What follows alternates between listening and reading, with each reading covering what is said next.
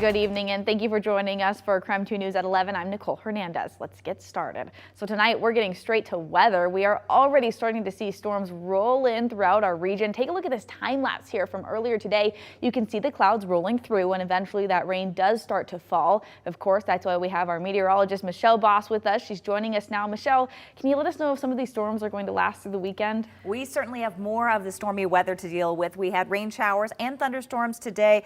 Probably more just going to be on the showery side tomorrow with some cool temperatures again. Yeah, no more 70s. But then Sunday we have another chance for thunderstorms again. Temperatures in the mid 60s. So if you had plans on doing some yard work this weekend, you are certainly going to have to be dealing with some soggy weather. Taking a look at satellite and radar right now. Of course, we had several rounds of thunderstorms, one earlier this afternoon and then one earlier this evening. Most of the thunderstorm activity has kind of died down, at least the lightning has, but we do still have plenty of rain up there coming out from the southwest. And we can zoom into the Spokane area. There about 9 o'clock, so another round of showers pushing through Spokane and now pushing into North Idaho. Here's a look at how much rain we've seen over the last 24 hours. This does include a little bit of the wet weather we saw yesterday late evening, but nearly 6/10 of an inch in Deer Park, 4/10 at the Spokane Airport, 4/10 in Coeur d'Alene. Not so much in Moses Lake, about 11/100 there, and about 1/3 of an inch down in Pullman. Temperature-wise, the air is still relatively mild. We're still sitting in the mid 50s, lower 60s in Moses Lake, but we aren't going to be able to warm up much tomorrow just because we're going to have so much cloud cover and rain. So looking for highs only in the upper 50s and lower 60s.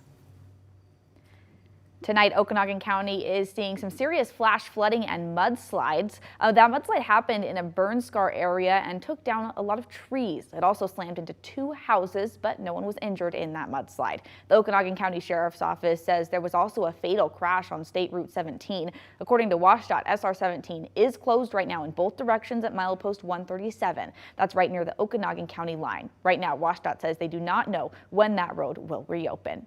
Meanwhile, today, the Washington Department of Natural Resources says it's hopeful this fire season will be less intense than last year.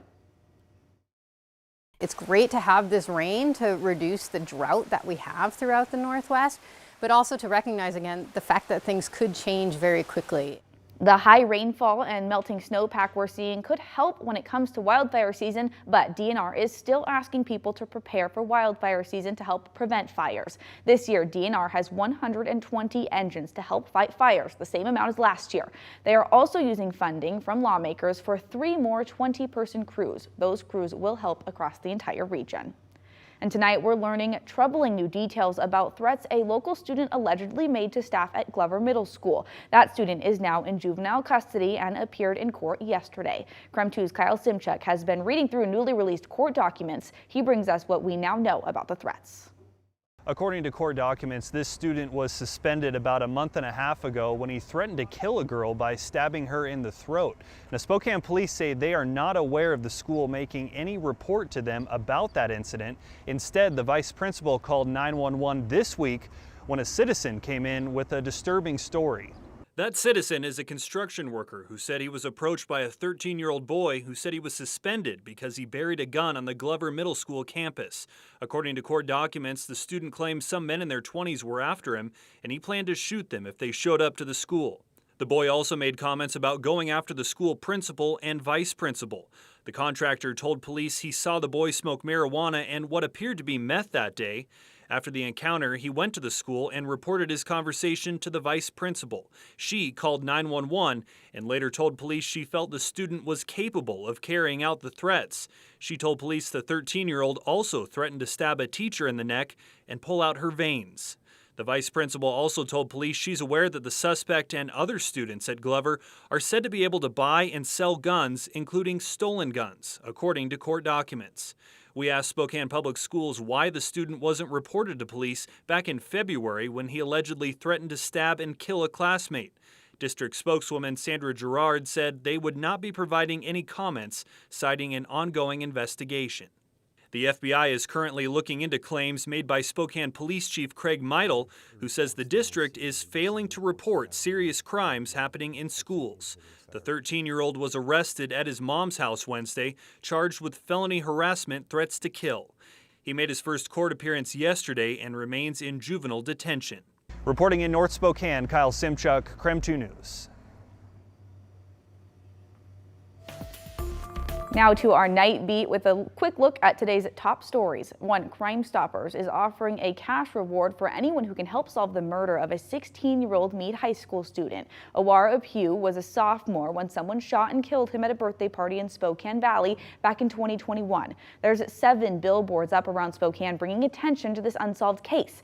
Investigators think there are people out there who could have critical information to solve this case. Now, tipsters do not need to give their names to collect that cash reward. They just need to call the tip line at 800-222-TIPS or go to p3tips.com. A Washington man was resentenced today for a murder he committed in 1986 when he was just 18 years old. Christopher Blystone was originally sentenced to life without parole, but today was resentenced to 40 years. This comes after a Washington State Supreme Court ruling in 2018 that says sentencing juveniles to life without parole is unconstitutional. In 2021, the court decided that same ruling should apply to people ages 19 to 20 as well. Blystone's resentencing puts his new release date to sometime in 2026, but his family tells us he could be out this year with good behavior.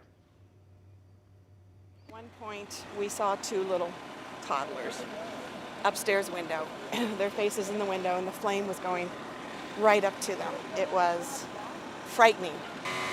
This morning, the Spokane Fire Department responded to a house explosion near 5th and Ray Street. A neighbor called 911 after hearing the explosion and seeing another neighbor try to put out the fire. When the fire department arrived, they quickly put out the flames. Crews on scene told our photographer some sort of small propane leak caused the fire. Everyone was able to get out of the house safely. Crews, though, did send a few people who were coughing to the hospital to be checked out.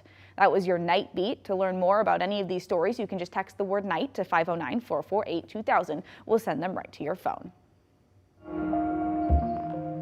Our Boomtown series continues tonight. Homeowners in Kootenai County may be in for a shock when they get their 2022 property value assessments. Some homeowners will see more than a 60% increase in value in just 1 year. One single-family home in Coeur d'Alene that valued at $392,000 last year is now valued at $638,000 now in 2022. Officials say that even as property values rise, property taxes, though, likely will not go through the roof. That's because Idaho uses a levy-based tax system.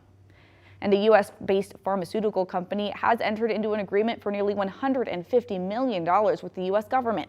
That agreement will expand the vaccine manufacturing capacity here in Spokane. The funding is coming from the American Rescue Plan. It will allow the company to double its production size at the Spokane facility that's projected to be finished by 2025. And Art Fest is back in person this weekend, and it kicked off today. Check it out. Over 50 vendors set up booths at the Mack Museum for Art Fest's first year back in person since before the pandemic. This is also the first time in years the event is back at the Mack Museum. Vendors are selling everything from ceramics to photography to metal and wood art. We talked to one vendor who says she's just happy to be back.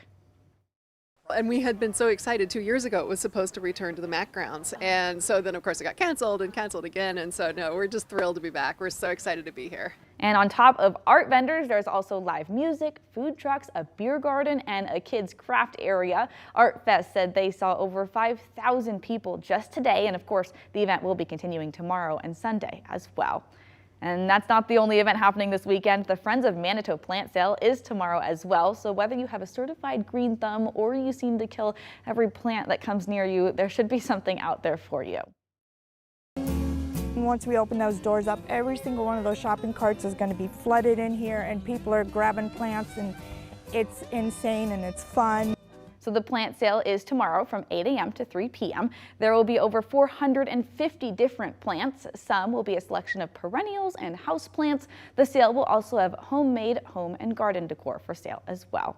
But don't go to bed yet. Coming up today is Gun Violence Awareness Day. Why this weekend you might see more people wearing the color orange. We'll be back in just 90 seconds.